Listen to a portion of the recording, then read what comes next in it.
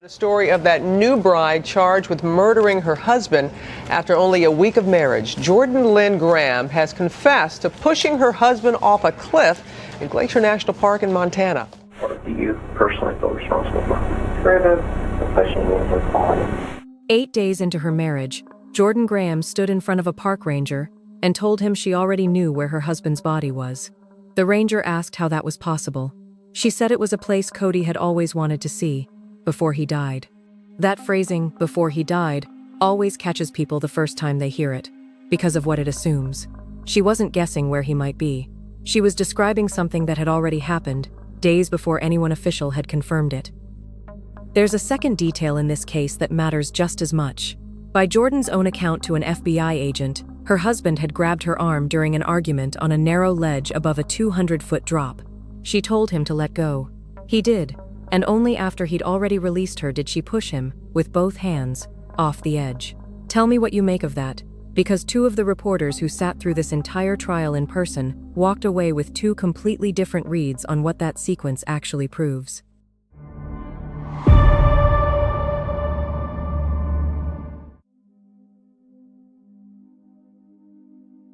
Kalispell, Montana isn't a big place. A Baptist church, a Dairy Queen, the kind of town where everybody eventually hears everybody's business. Cody Johnson first noticed Jordan Graham there, at a Taco Bell after a Sunday service. They properly met weeks later at a Halloween party. Cody was the loud one, well-liked. The guy who'd pop the lenses out of a pair of 3D glasses in a restaurant booth just to make his friends laugh. He told someone early on, "If I get to wake up every day under the same roof as the woman I love, I'd be happy." Jordan was nothing like that.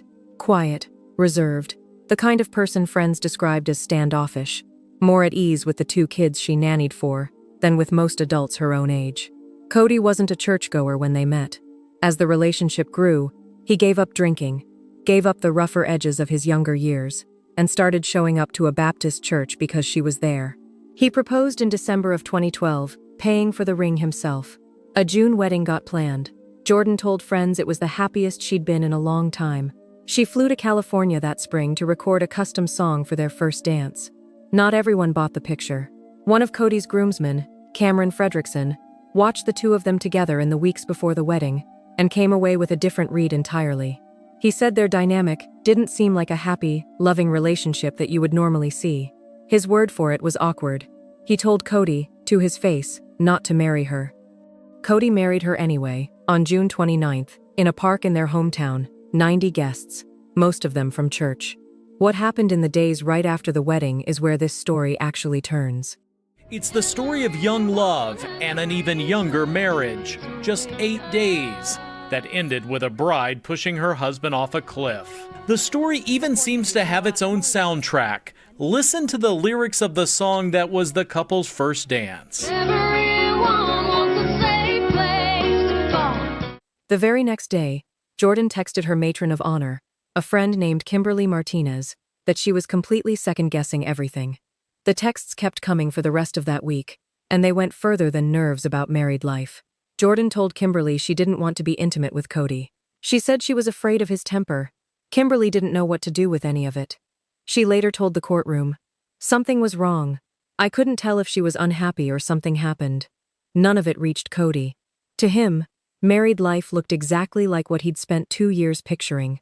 On the evening of July 7th, the two of them sat in that same Dairy Queen booth with church friends, getting asked the question every newlywed gets asked. "How's married life treating you?" Cody had plenty to say, like always. He mentioned his wife had a surprise lined up for him that night. He'd already canceled plans to go kayaking and golfing because of it. A little past 8, they left and drove home. People from that church never saw him again. Within half an hour, a security camera near the park entrance caught Jordan's car driving into Glacier National Park, Cody beside her. They parked at an area called The Loop and made their way down to a steep stretch of ground below the road. Not a marked trail, just rough terrain that dropped off sharply toward a ravine. By Jordan's own account, Cody was the one who wanted to be down there, wanted her to climb to that exact spot with him. On that ledge, hundreds of feet above the drop, she finally told him she was unhappy. They argued. He reached for her arm and her jacket. She told him no. In her own words to the FBI agent, "I am not going to let this happen to me. I am going to defend myself." She told him to let go, and he did. And after he'd already let go, she pushed him anyway. Both hands. He went over face first, a fall the length of about 15 stories. She got back in the car. She didn't call for help. She didn't drive to find a ranger, even though one was working less than a mile away. About an hour and 40 minutes after entering the park, she was already exchanging texts with friends. And that window is exactly when the first version of her story started taking shape. The one where Cody had simply gone off with people nobody could ever name. He didn't show up for work the next morning. Several people reported him missing to Kalispell police on July 8th. Jordan wasn't one of them. For days, she told everyone who asked, including Cody's own mother, that he'd left with friends from out of state. A few days later, a memorial gathering was held for Cody, with friends and family coming together over a potluck dinner. Several of them noticed Jordan spent more time on her phone than mourning beside them. Then, 3 days after Cody died, an email arrived in Jordan's inbox from someone calling himself Tony, claiming Cody had gone joyriding with some guys, stepped out for a quick hike, and fallen to his death. It told her to call off the search. She brought that email straight to police, presenting it like a stranger's tip. Investigators traced the account back to a computer inside her parents' house. There was no Tony. What happened next is where the story stopped making sense to anyone who was watching it unfold. On July 11th, 4 days after Cody vanished, Jordan led her own 16-year-old brother, Michael, and a search party right to where the body was. Michael would later testify, through tears, about the moment they found him. "I saw Cody laying face down. He looked like he was laying on a rock." He also told the court that afterward, unsure what to say publicly, he'd asked his sister whether he should tell people it was the two of them who found Cody, or the Rangers. Jordan told him to say it was the Rangers. When a ranger asked Jordan how she'd known exactly where to look, in a park covering over 1 million acres, she gave the line that opened this story, that it was somewhere Cody had always wanted to see, before he died. Recovery crews didn't reach his body until the following day, July 12th. Something quieter was happening at the same time that almost nobody noticed until much later.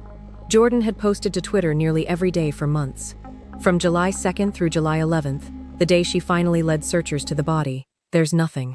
Then the posts pick back up again, with no mention of her missing husband at all. By this point, investigators had a fake email traced to her family's address, a story nobody could verify, and a woman who somehow knew exactly where a body would be found. What finally ended it was the security footage, proof that Jordan's car had entered the park with Cody that night, against everything she'd spent days insisting hadn't happened. On July 16th, an FBI agent named Stacy Smidala called her in for a third time and laid the photograph on the table. She started the same story again, the dark car, the friends from out of town. He told her he knew she was lying, and that he knew she'd been in the park that night. She went quiet for a few seconds, then broke down. He went to grab my arm and my jacket, and I said no. I said I'm not going to let this happen, so I'm going to defend myself. So I said I want to go, and I pushed, and he went over, and then I took off and went home. "I pushed him, and I took off," she told him. What came out after that wasn't one clean confession. It came in pieces, recorded across that interview, with Jordan describing her state of mind that week using her own words. She called it the wedding blues. She walked Smidala through the argument, the grab, telling Cody to let go, him letting go, and the two-handed push that came right after. That sequence is what the entire prosecution stood on. Nobody disputed that Jordan pushed him. What they disputed was the idea that it was self-defense, because by her own telling, whatever she needed protection from had already stopped before she pushed. The federal affidavit put it plainly. She could have simply walked away. She didn't. Investigators recovered something else from the ravine, a torn piece of black cloth, found downstream from the body. Prosecutors raised the possibility it had been used to blindfold Cody and sent it for testing. The theory never became part of the established account of what happened on that ledge, and the defense fought hard to keep it out of trial, calling it implausible that the two of them would pause a heated argument for something like that. Separately, prosecutors also wanted to raise comments Jordan had allegedly made weeks earlier about wanting to kill her own mother and stepfather. The judge kept that out, calling it too prejudicial. What the jury did hear was unsettling enough on its own. The coroner testified Cody had an 8-inch fracture across his forehead, and that his body was missing both a wedding ring and his car keys. Cody's mother described a life insurance policy she'd taken out for him as a baby, decades before any of this, meant to help him one day build a family of his own. and she said she didn't believe Jordan had any legal claim to it. Investigators also found Jordan had paid off a $3,000 wedding loan on the very same day she reported finding her husband's body. Charges came down for first-degree murder, second-degree murder, and making false statements to federal investigators. First-degree meant prosecutors weren't arguing this was panic on a ledge. They were arguing Jordan had already decided what was going to happen before either of them ever climbed down there. Jordan Graham slipping into court before dawn on day one of her highly publicized murder trial. 22-year-old Graham is charged with premeditated first-degree murder of her husband of just 8 days. Multiple friends say Graham lied to them, saying Johnson was simply missing. Prosecutors say Graham then lied to investigators several times, and she even tried to cover up the crime by creating a bogus Gmail account from a made-up friend named Tony, writing fake emails to support her lies to police. Police say she led friends and family to the cliff and then, feigning surprise, suddenly discovered Johnson's body. Then came the funeral and behavior that raised serious red flags. Friends say Graham was unemotional and was actually paying more attention to her phone than the eulogies. Was she texting during the funeral? She was on her phone, whether it was texting or a mobile app. I knew right then and there something was not right. After multiple police interviews, Jordan Graham eventually told police the truth.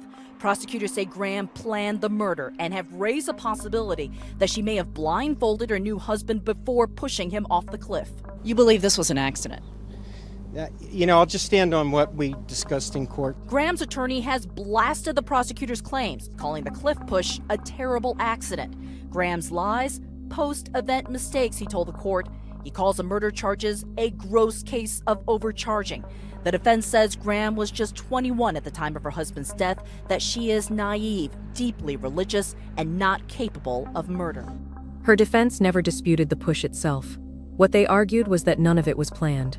That Cody was the one who'd insisted on the hike, climbed down first, gotten physical with her, and that her reaction was instinct, not intent. Her attorney told the jury that arguing on a ledge that narrow was like arguing in a phone booth. He said she fled the scene like a scared rabbit, and that every lie she told afterward came from fear nobody would ever let her explain her side. The trial opened in December of 2013. Over 4 days, witness after witness reshaped the picture of those 8 days. A friend of 3 years, Jennifer Torin, testified Cody was willing to do anything for Jordan. His mother told the court, through tears, "I always wanted to be a grandma, and he was excited about that too." Another close friend, Brad Blasdell, said Cody had been infatuated with Jordan, but admitted it always looked one-sided. Cameron Fredrickson, the groomsman who'd warned Cody beforehand, testified he'd actually broken into the couple's house once Cody went missing, searching for bloody rags, a weapon, anything, because the story being told about Cody just didn't sound like the person he knew. Jordan never took the stand during the trial itself. Her attorneys instead played footage from the wedding day, trying to undo the picture prosecutors had built of a woman who never wanted any of this, and decided to end it herself. If you've been tracking how many separate stories Jordan told before any of this came out, friends, family, police, the fake email, you already know why prosecutors had such an easy case to build. Say in the comments which version of her story struck you as the most telling, because that's usually where people following this case the closest end up disagreeing the most. Then, on the 4th day, just before closing arguments were set to begin, Jordan did something nobody in that courtroom expected. How could he know he would only live 8 more days? This wedding video is some of the evidence the jury saw in the trial of Newlywed killer Jordan Graham.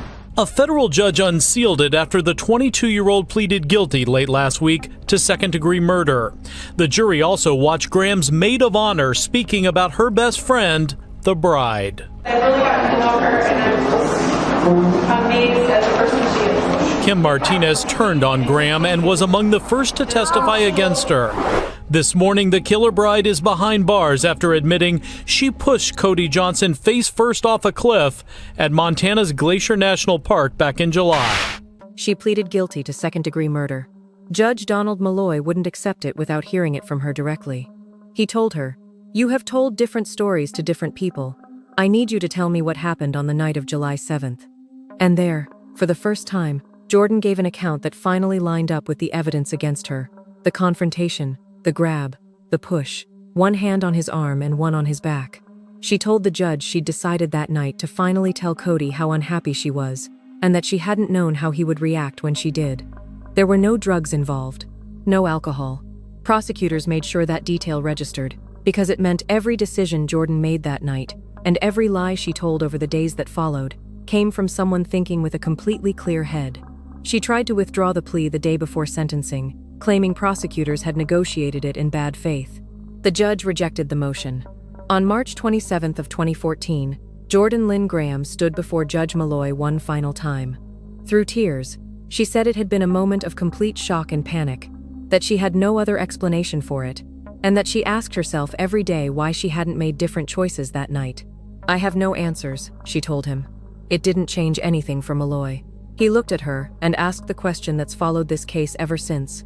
How does a normal person kill her husband of 8 days? He sentenced her to 30 years and 5 months in federal prison, ordered her to pay $16,910 in restitution to cover the cost of recovering Cody's body, and added 5 years of supervised release once that sentence is served, assuming it ever fully is, since federal time carries no parole. Even then, Malloy made it clear he wasn't convinced he'd heard the whole truth. "There's only one person in this room that knows what happened," he said, "and I don't think she's been entirely truthful about what happened." A judge who'd sat through every day of testimony, who'd heard her describe it in her own words twice now, still walked away believing there was more underneath it than what she'd given him. This is the kind of case that tends to follow people around long after they've finished watching it, because there's no clean place to put it down. If it's done that to you too, stick around for the next one. There are more of these waiting. Cases that never got the attention this one did. And if you know someone who'd want to think this one through with you, send it to them, because some of these are easier to carry with another person in the conversation. What outlasts the fall itself, for most people who've followed this case closely, is that gap. The second where her husband had already let go, and what she did anyway, in the moment right after. 8 days earlier, Cody Johnson stood in a park in his hometown, surrounded by 90 people from his church, certain he'd married the right person. A friend had quietly warned him otherwise before he ever said his vows. He didn't listen, because nothing in front of him that day gave him any reason to.